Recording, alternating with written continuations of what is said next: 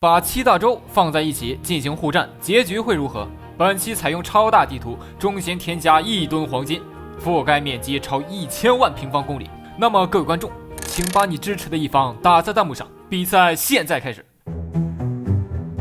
发展阶段，各大洲首先完善自身疆域，然后进入中心超级大陆，让面积达到从前的 N 倍。直到168年，南极洲触碰了导火线，因此宣战开启了。175年，南美洲先发制人，宣战了大洋洲。然而，南美洲的军队刚刚准备动身，新闻报道，北美洲也向大洋洲开战了。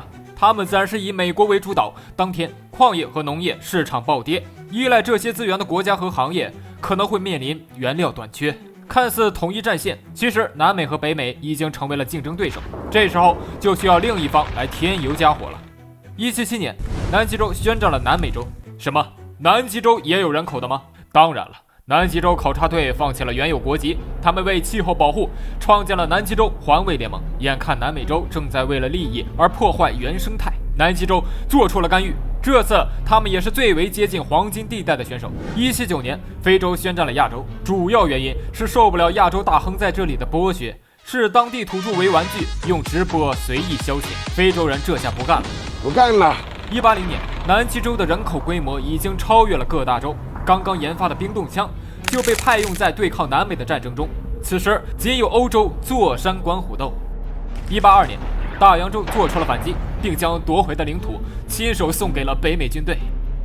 双方爆发了前所未有的作战，国际防务承包商和武器制造商从中受益。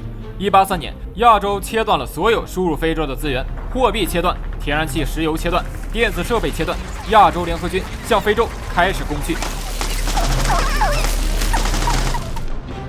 184年，南美洲的情况相当不利，敌人已经打入内部。据报道，成批的机械企鹅滑到了南美洲军队脚下进行自爆。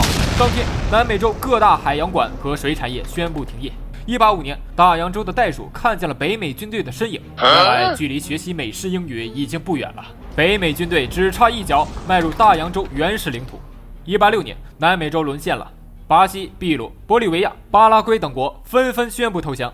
187年，亚洲部队也推进到了非洲家门口。同年，大洋洲开始考虑进行和谈，一切都可以合作呀，大不了抛弃英国大哥，选择新大哥。这边召开和谈会议，另一边的南美洲不停的战败，厄瓜多尔、哥伦比亚、委内瑞拉等国也进行了投降。最终，只有阿根廷成为坚守力量，他们宁死不屈，一战到底。另一边的大洋洲与敌人在会议谈笑风生。190年，大洋洲完成了和谈，北美洲获得了大洋洲的免费开发区，并收获了一批珍稀动物。191年，南极洲考察队准备开采黄金，这下为了气候保护以及日后战争有了充分的资金。当天冰川都不融化了。192年，南美洲没有等来援助，在失去最后的占领点后，南美洲战败淘汰。不料就在1年后，北美洲梅开二度，再次宣战了大洋洲。首先，这里的公民完全无视政府的和谈条约，矿业公司拒不接受北美的指手画脚。另外，运往北美的动物竟是满满的兔子。北美洲气得不行，计划直接进行占领，然后以组建联盟为由，让大洋洲彻底成为傀儡国。194年，北美大洋联盟成立了，大洋洲从此进入了北美的管辖当中。同一时间，亚洲部队攻破了非洲的中非刚果一带，没想到这里爆发了病毒，让士兵们集体中招。199年，南极洲嗅到了金钱被抢夺的味道，原来是欧洲动了科研资金啊！所以南极洲进行了宣战。正在围观亚非大战的欧洲一脸懵逼，不知不觉竟然陷入了战争当中。2011年，北美大洋宣战了亚洲，原因有很多，但最直接的是北美的黑人哥们儿不乐意了。非洲那可是人类起源之地，岂能让亚洲人占据？亚洲联合军没有做出回应，因为他们还在解决非洲病毒当中。尽管非洲的大部分地区已经被这场感染带走了，传播依然没有停下。终于，北美士兵感染了刚刚进化的病毒，并成功带回联盟总部。亚洲防范自然有经验，北美大洋联盟的人可就不在乎，导致政府没有察觉到兵力的变化。这让装备防护服的亚洲部队找到了机会。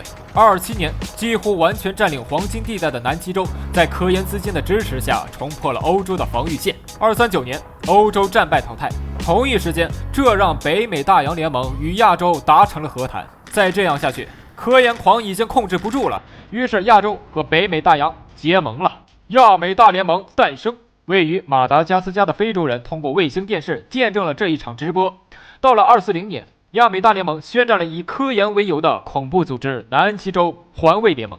是的，想必各位通过之前的线索已经获得了真相。这批南极洲考察队从来不是官方科学人士，他们是以科研和生态保护为由，对各地发动战争进行敛财。有才的观众欢迎对之前的线索进行评论总结。总之，战争开始了，这次完全是正义与非正义的对决。各位观众，让我们进入终局一战。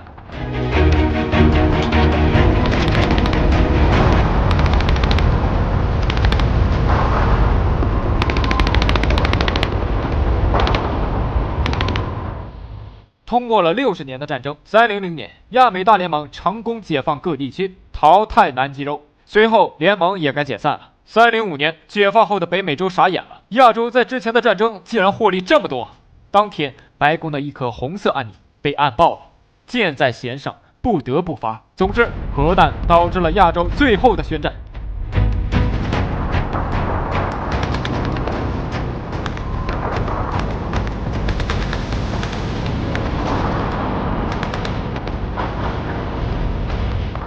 247年，北美、大洋洲、非洲相继淘汰，因此恭喜亚洲成功获得本期比赛的冠军。